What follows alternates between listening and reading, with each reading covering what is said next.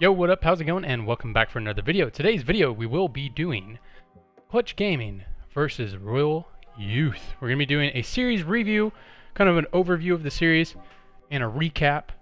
You see the topics over on the side. I'm not sure if you can read them if you're looking at it on a mobile device, because it is kind of small, as I wrote a lot of letters. But let's get right into it. Alright, so now we're looking at the series. So overall, let me just be frank real quick. This was just a better team playing against a worse team, and that's why it was a clean 3-0. Let's just be real. You had a team that had better players, probably every single position, versus a team who wasn't as good, wasn't as coordinated, and didn't understand some of the basic game fundamentals that Clutch maybe understood. There's some things that Clutch did wrong in this series, but couldn't be punished at all by a completely inferior team. Hey, I'm not out of breath from those push-ups, by the way. I just did some pull-ups, too, before this. Okay? So come at me. Don't shit talk me for being out of breath. Let's talk about, just a dominant series overall. We're going to go by each game. We're not going to dive too deep on it. I mean, it was just really kind of a hard stomp in each game. There are some moments in the games where maybe it wasn't, maybe it was. But let's just get into it. So I'm going to pull up the draft from game number 1. So let's pull that up real quick. Wrong screen. Okay, the websites I normally use, Games of Legends, doesn't have this series up yet because I'm recording this just about an hour after the series concluded, so we're just looking at it on YouTube. Alrighty, looking at Clutch's draft. Before you even look at anything, do you see the little rat guy in the top lane? You see the rumble? It's not a good sign for any team playing against Clutch Game, especially an inferior team in terms of player skill level. This is almost the most Clutch draft I've ever seen. You have Huni on a Huni champ. You have Lyra on a Lyra champ. Lyra has a very small champ pool that he's really effective on. Elise is one of the picks. You have Demonte on a skirmisher, on a mid-game power spiking skirmisher. Not necessarily his super flavor of champion, where he normally goes through the Kianas, the Akalis, things like that. But Lucian kind of fit that mold a little bit as a mid-game spiking champion, right? And then we have Cody-san on a hyper carry, which is what he's going to be on every game. Vulcan on an engaged support, on engaged melee support. Exactly what you want all of these people on. Except for maybe Demonte is a little bit debatable. So it's almost as clutch as you can get. And when you look at it, they have the ability to play around top and mid. They have the super power, they all power spike on one item. Kai'Sa maybe 2 items, but definitely an earlier game carry than Jinx. So if you get any leads, you should just be able to run over the game. Kled does have a decent matchup in the Rumble and combo with the Olaf, but nothing really ever got off the ground for RYL Youth. Clutch Gaming won a mid-game fight, got ahead individually in lanes, and then just kind of snowballed from there. The only thing that was really a little bit questionable in the game was the Rift Herald play that Clutch made. Hindsight obviously is 2020. So there was an Infernal up that RYL Youth had already gotten, and now there's another Infernal up.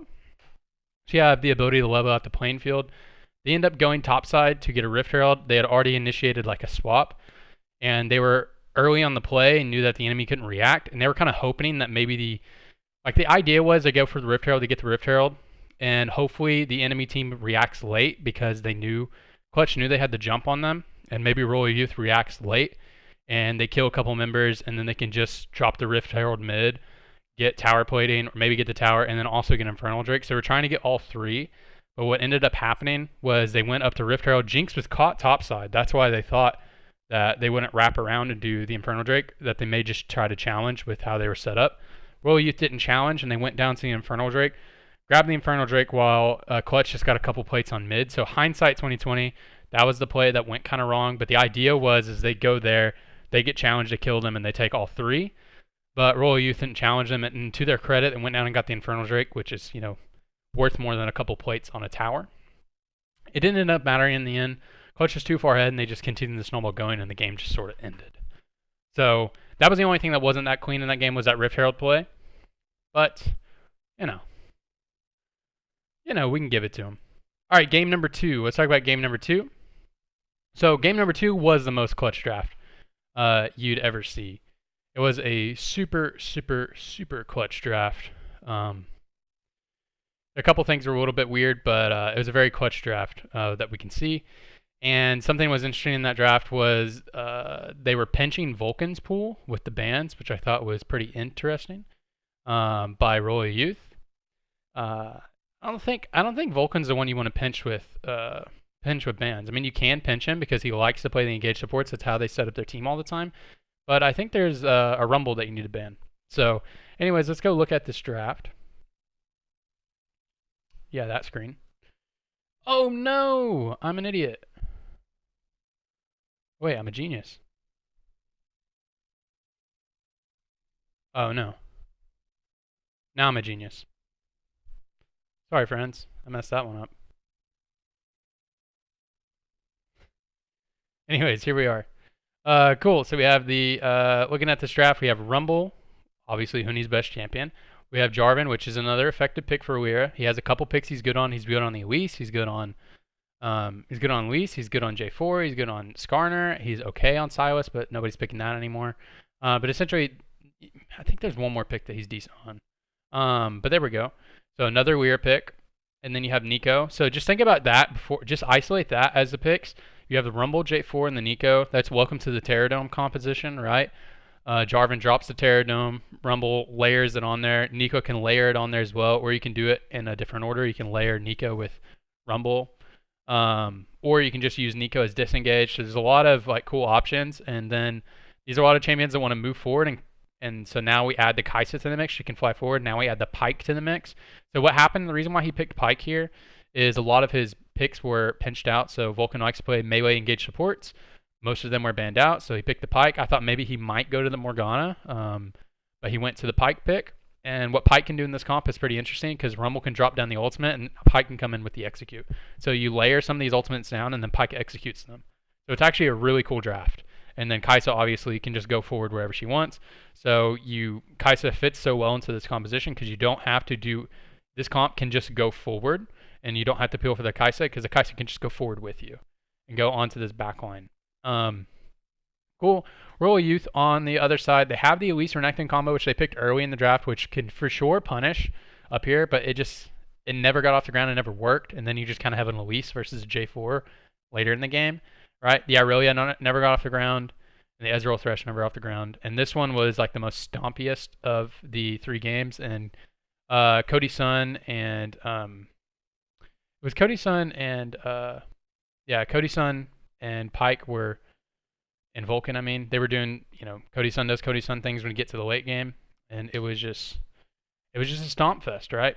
This one wasn't the most stompiest. The most stompiest was game number 3. But the one thing that was really interesting, I'm pulling up some notes from this game. Sorry, I was like thinking about game 3 for whatever reason. What was really funny is there was a mid-game fight where Clutch, what they did is they got Drake, right? So they got Drake, and then they got a kill mid, right? And at that same time, RYL Youth had started the Rift Herald, and then they killed Elise at the Rift Herald, and then they took the Rift Herald, and then they went mid and got a kill mid. Or no, then they went mid and dropped the Rift Herald, got plates there, all while at the same time, Kai'Sa got 3 plates solo bottom lane. Like, so they got plates bottom lane. I think somebody was already dead in the bottom lane. They got Drake. They got a kill mid. They got a kill with the Rift Herald, got Rift Herald, and then dropped Rift Herald, and they got all these plates all within 1 minute. That was all in a minute. That game was just so over right at that point. And it was decently, it was pretty clean and closed out, actually. Okay, let's talk about game number 3. And we have this screen pulled up right here because I thought this draft was hilarious. The reason why I thought this draft was hilarious is because everybody kept countering each other, and then the counters didn't end up going to the lanes at the counter. So what I thought was so funny about this, so Syndra was first pick, so this is like saying, oh, we might flex this pick, right? I'll move my camera for a second, you see the Jarvan. They were like, ooh, we might flex this pick, right? And then Jarvan and Kai'Sa were picked. Rek'Sai is the stronger side of the Jarvan matchup. Lyra is decent on Rek'Sai as well. But Rek'Sai is the better side of the Jarvan matchup, so that's a good matchup for the Rek'Sai. Kai'Sa and Kai'Sa was picked, and then we get Thresh, and then Orianna's picked. So those picks aren't really relevant to each other. And then when we get to the next phase, Blitzcrank is picked, which is a direct counter to Syndra bottom. So it's countering Syndra bottom. Has a good matchup into Thresh. I wouldn't really call it a counter matchup. Kind of maybe slightly favors Blitz, but it's kind of whatever. It's not really like a counter matchup. But Blitz hard counters Syndra in the bottom lane, so that's why that was picked there. But Syndra doesn't even end up going bottom lane, so that's what's funny. And then Lucian is picked right here. Lucian and Ezreal are picked. So Lucian is actually an old school Orianna counter pick. So if this goes in the mid, this is a old school Orianna counter pick. But then the Ezreal is picked, and it's kind of just like, what is happening? And Ezreal is a counter pick to Blitzcrank. So it's like, what is happening with this draft? And then so Royal Youth has to go, I guess we pick Jace, because Jace does fine into all of these champions. So I don't know. So I thought that was so funny. Yeah, that one was hilarious. All right, but how the actual game played out, it was just a hard stomp fest bottom lane. Just Cody Sun and Vulcan were just literally winning without any jungle pressure. Essentially, Clutch won like every single fight in the game. The couple mistakes made in the late game, Huni playing a little bit over aggressive. I'll just call it testing his limits. And the game wasn't like closed out super cleanly, but there was never a point in the game where it looked like Royal Youth could win, and then they just sort of lost eventually. So there we go. It was just a hard stomp fest. Now reflecting back on the series, I mean, it's hard to even judge Clutch from the series. It was just Clutch playing exactly how they were playing in the LCS, like in the playoffs and Gauntlet. Honestly, playing exactly that way and just doing that against an inferior opponent. That's really all it showed. It was really hard to even get a test from Clutch from this. Really, all we saw was them playing against a worse team and doing Clutch things, and Royal Youth not really stopping what Clutch does. So it was just kind of a hard stomp of a better team versus a worse team. All right, but the fun part. Let's look forward to group stages. And I, for whatever reason, closed that tab. So I'm an idiot. Group main stage. World's group main stage. Here we are. I'm a dummy for closing this out. Let me turn my desktop audio off. Okay, there we go. Oh my gosh, I do not want to read. Okay. All right, here we are. Let's show this. In game. Okay, cool. So Clutch can be pulled into group, it looks like group B or group C. So obviously group C is a group of death, right? You go into group C and Clutch is definitely looking like the worst of those teams. So it's very, very, very, very, very unlikely they come out of the group, but stranger things have happened. I don't know if I'd even want them to go to that group. I honestly, hey, I don't even care about like region-y stuff. Honestly, I want Korea to win because I want, I think they're the best. I just want the best team to win, is what I want. And I think SKT is the best team at the tournament, and I think the other Korean teams are very good. So I don't have like a region-y bias thing towards that. I just want the best team to win. I think SKT is the best team. If G2 is the best team, cool. If RNG is the best team, cool. If FPX is the best team, cool, awesome. Then win. But I think Korea is gonna win. So I don't think Clutch have a very good chance if they go into Group C. I know Huni said he wanted to play in it because he wants to play against all those guys, which I think would be cool for him. And it would be exciting because maybe they take some games off him. Maybe they get eliminated, or maybe they eliminate, maybe they eliminate like Fnatic and RNG. Like that'd be nuts if that happened. I don't think it will, by the way. That would be fun, but I don't think I want them to go there. If they go to Group B, I think that's also fun because Clutch plays pretty fun, fast and loose. So does FPX, so does GAM. I don't know a lot about J-Team, but maybe they do too.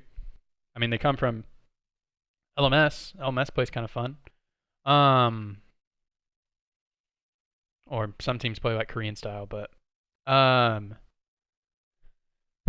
if they go to Group B, they have a pretty good chance of coming out of it, right? But if they go to Group C, it's very, very, very unlikely.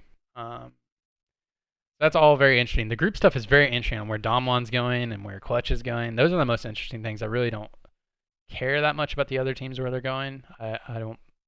I think like Clutch has the potential to upset some people, but aren't, they can maybe make it to quarters, but it's if they get into Group C, right?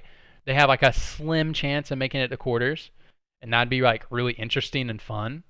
But I don't think it's gonna happen. And then if they're in Group B, I think it's probably likely that they make it through. Maybe maybe they don't. But the other team, I'm not very excited about like HKA or Splice. Splice are just Honestly, the most boring team in the world to watch, in my opinion. Like, literally the most boring team to watch. If they go into Group C, they're going to get slaughtered. If they go into...